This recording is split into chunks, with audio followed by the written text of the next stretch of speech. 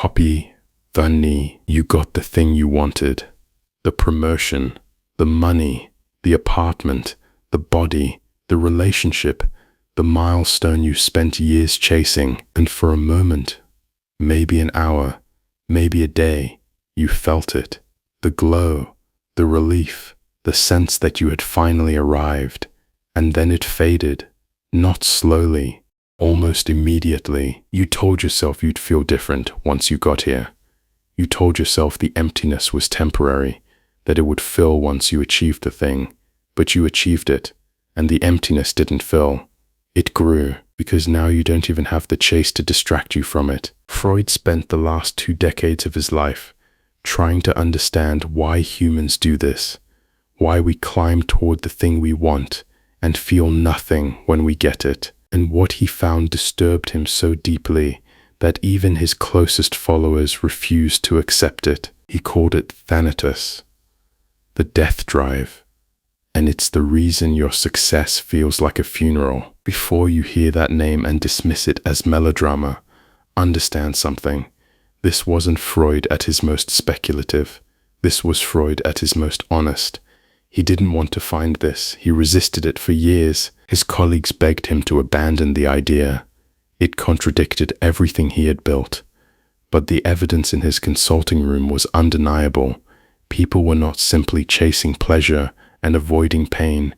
Something else was happening. Something that moved in the opposite direction of everything he had ever believed about the human mind. Let me take you back to 1920. Freud was 64 years old. He had already built the most influential theory of the human mind in history. He had fame, patience, followers, enemies, a legacy. By any measure, he had succeeded. And he was miserable. Not because of external circumstances, although those were difficult enough. His jaw was being slowly destroyed by cancer. His country was collapsing. His daughter Sophie had just died of the Spanish flu at 27. But Freud's misery went deeper than grief. He was troubled by something he was seeing in his patients that his existing theories couldn't explain. He had patients who were getting better and then deliberately destroying their progress. Patients who were on the verge of breakthroughs and suddenly quit therapy. Patients who built beautiful lives and then systematically dismantled them. One woman left her abusive husband, found a kind man, built a stable home, and then had an affair that destroyed everything. Not because she wanted the affair. She described it as watching herself from outside her own body. She knew it would ruin her. She did it anyway, as if some part of her needed the ruin more than the happiness. Another patient, a man who had grown up in poverty, worked for 15 years to build a successful business. The day he signed the lease on his first office, he went home and picked a catastrophic fight with his wife. Within a month, they were separated. Within 3 months, the business was failing because he couldn't focus. He sat in Freud's office and said, "I had everything I wanted, and I burned it to the ground, and I don't know why." Freud looked at him and said, "Yes, you do. You just don't want to know." Freud couldn't explain this with the pleasure principle. The pleasure principle says humans seek pleasure and avoid pain. But these patients were seeking pain. They were running from pleasure.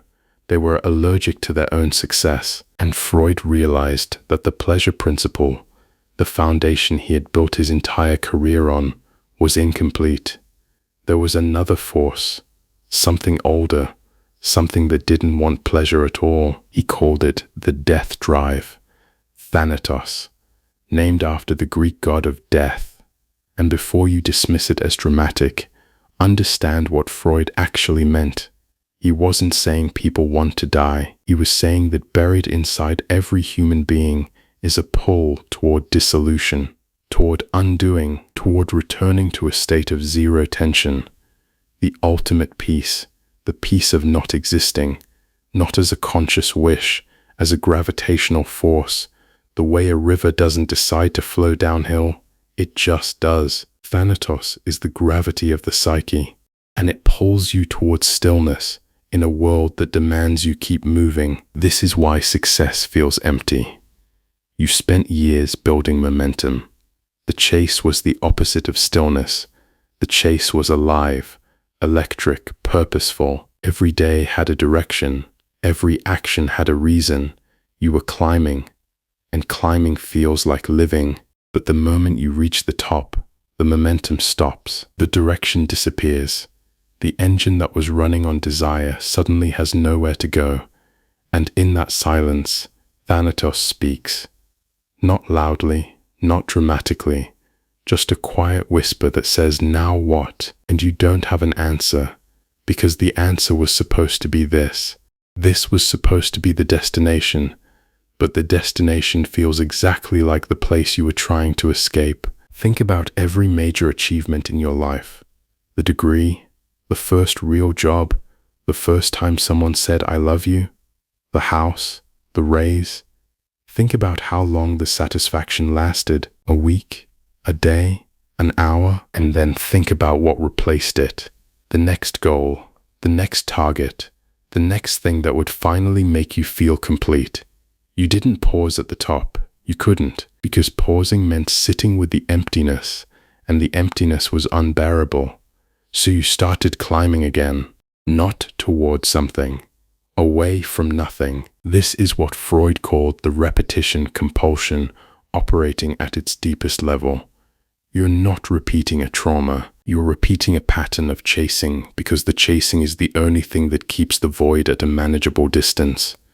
The achievements aren't the point. They never were. They're the noise you make to drown out the silence. And here's the part that will keep you up tonight. The emptiness you feel after success isn't a malfunction. It's a feature. Freud argued that the psyche is designed to return to equilibrium, to zero. Every spike of pleasure is followed by a return to baseline. Every high is followed by a correction. Your brain doesn't want sustained happiness.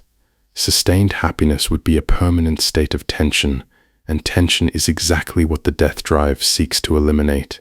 So your own mind works against your happiness, not because it hates you, because it's trying to protect you from the exhaustion of wanting, from the vulnerability of having, from the terror of losing what you finally got. This is why the moment you get what you want, the anxiety begins. You spent years wanting the relationship. Now you have it, and instead of peace, you feel a low hum of dread. What if they leave? What if I'm not enough? What if this was easier when it was just a fantasy? The fantasy was safe because the fantasy couldn't be lost. The reality is dangerous because the reality can be taken away. And Thanatos whispers, wouldn't it be easier if you just let it go? If you went back to zero? If you stopped pretending this could last? You felt this after buying the house you dreamed about, lying awake, thinking about everything that could go wrong with it. After getting the promotion, immediately worrying about whether you can sustain the performance. After finally being loved by someone good, spending every quiet moment waiting for them to see through you. The good thing arrives, and instead of relaxing into it, you tense up. You start scanning for threats. You start rehearsing the loss before it happens, because rehearsing the loss feels safer than trusting the gain. This isn't pessimism. This isn't anxiety in the clinical sense. This is Thanatos pulling you toward the familiar comfort of not having. This is the engine behind self-sabotage. The affair that destroys the marriage, the spending spree that destroys the savings, the fight you pick when everything is going well, the resignation letter you write when you're finally being valued, the drink you pour on the one night you promised yourself you wouldn't, the cruel thing you say to the person who just told you they love you. You're not stupid. You're not broken. You're obeying a drive that is older than your conscious mind, a drive that equates peace with absence, and sees every attachment as a threat to that peace. One of Freud's most brilliant observations was about the relationship between success and guilt. He noticed that many of his patients fell apart, not during their struggles, but immediately after their victories. The businessman who built his company from nothing and then developed crippling anxiety the day it went public. The artist who spent a decade fighting for recognition and then stopped creating the moment she received it. The student who worked obsessively for the highest marks and then dropped out one semester before graduation. Freud called them those wrecked by success, and he said the reason was guilt, not guilt for anything they had done.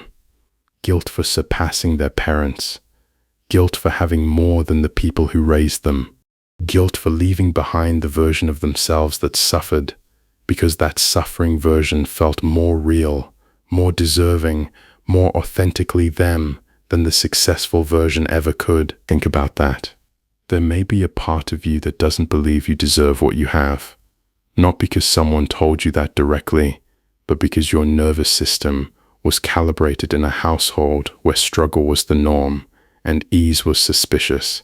If your parents worked themselves to exhaustion and never complained, your success might feel like a betrayal of their sacrifice. If love in your family was conditional on performance, then resting after achieving feels like risking the love. If the people around you growing up had less than you have now, every comfort you enjoy carries an invisible tax of guilt that you pay without ever seeing the invoice. You might even find yourself unconsciously making your life harder than it needs to be, choosing the difficult path when the easy one is available, refusing help, refusing rest, refusing pleasure because ease feels dangerous, because comfort feels like you're getting away with something, because somewhere deep in your operating system there is a line of code that says people like me don't get to have this. And every time you do have it, that code triggers a correction, a punishment, a return to the familiar discomfort that your nervous system recognizes as home. You don't sabotage your success because you're weak. You sabotage it because your unconscious believes success is a violation of the rules you were raised under, and violations require punishment. Modern neuroscience has added another layer. Research shows that the dopamine system, the brain's reward circuit, is not designed to produce satisfaction. It's designed to produce anticipation. The dopamine spike doesn't happen when you get the reward.